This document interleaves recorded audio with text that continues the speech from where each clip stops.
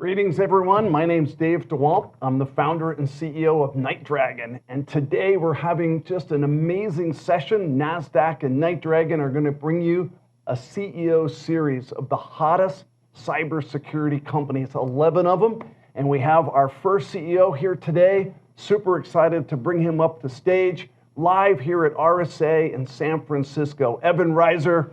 So great to have you here on the show, my friend. Dave. Congratulations on all your success. Real quickly on Evan, just so you guys know, Abnormal Security, an amazing company. Give you a couple stats. $4 billion valuation, raised $284 million.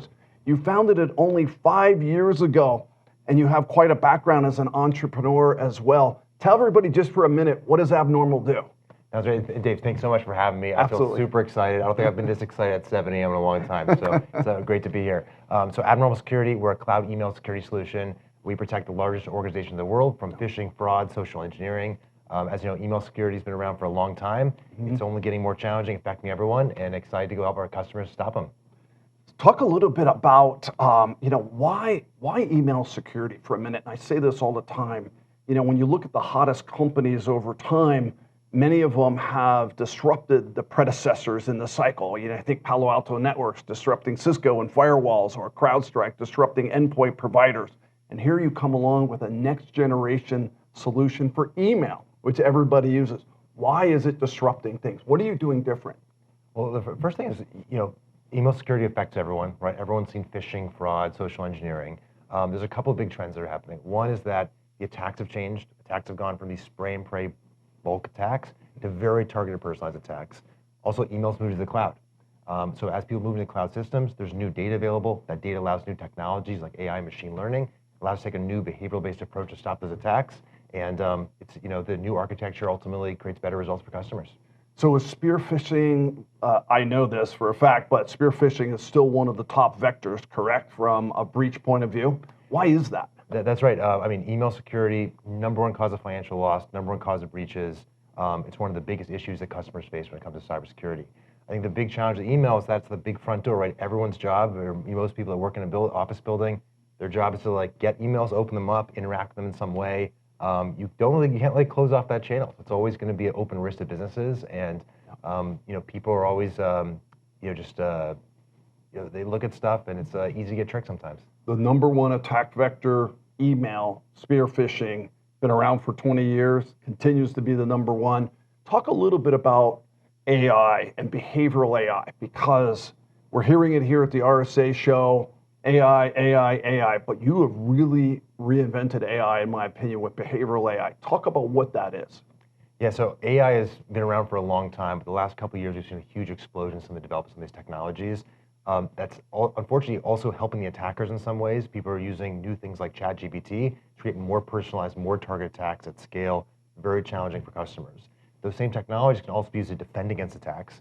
And what we do is we use these technologies to understand communication patterns, languages, conversations, build all these behavioral models of people, and we use that to understand what looks normal, right? What looks abnormal. So by really understanding known good, that helps us identify the unknown bad. The attacks have never been seen before. That's really what our specialty is in stopping. So because you understand context behind the email, and you can do that in multiple languages as well, right? That's right. And then you're able to really understand what was a known good sender, perhaps where it came from, and you can really understand behavior, which then can create higher efficacy rates. Is that right? That's exactly right. Classic email security is focused on blocking known bad. It's seen once before, it will definitely get stopped. As attackers get more sophisticated, more personalized, and start using some of these new AI technologies, you're getting attacks that have never been seen before. So you have to really change your approach. So rather than focusing on known bad, we have to focus on known good, understand baseline behavior of businesses. When we see something strange, that's a clue that's a bad attack. We can go stop it and ultimately stop some of these big attacks. I've always talked about the road to 100 million, then the road to 500 million, the road to $1 billion. So you've already achieved the first road. And as you think about the road to 500 million, what do you think the company has to do and do well in order to get from 100 to 500 million? Yeah, that's a great question. So we've, as you just mentioned, we've grown very quickly. We're only a 5-year-old company. Today we protect 10% of the Fortune 500. Obviously, we want to go to the other 90% as well. I think the key for us is, there's a bit of a tension. We have to double down on our core.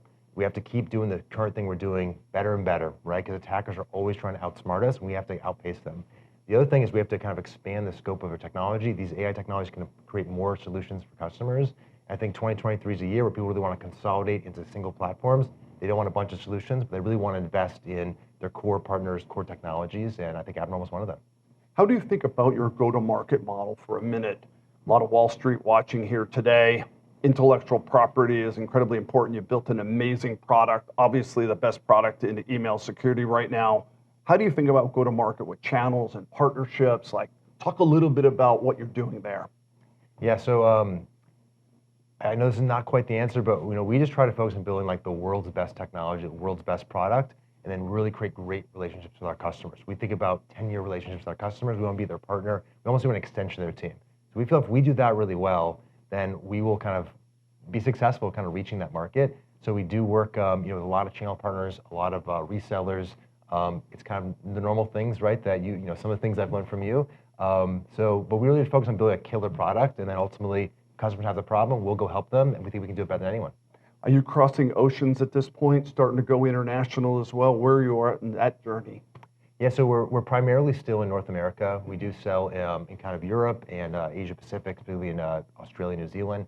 So we're still fairly US focused, but as we go on that road you mentioned, we'll be kind of expanding to more segments around the world, and excited to bring our product and technology and support for customers worldwide. Evan, last question for you. I've gotten to know you a little bit. You're one of the most honest, humble, hardworking, and incredibly smart people. Thank you. What kind of culture do you drive at your company? I mean, as a leader, what are you trying to set as an example? What's your ideology of that? I think there's kind of three things. One is, we're in a business to serve customers. So I think the first thing is customer obsession. We want to be very focused on how do we serve our customers.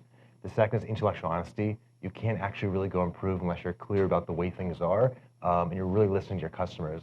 And the third one is what we call ambition for excellence. We have to always be optimizing, always be improving. As you know better than anyone else in the world, right? Cybersecurity is an adversarial game. Attackers are always trying to outsmart us. That means we're never done. The product's never complete. We have to make it 1% better every single day.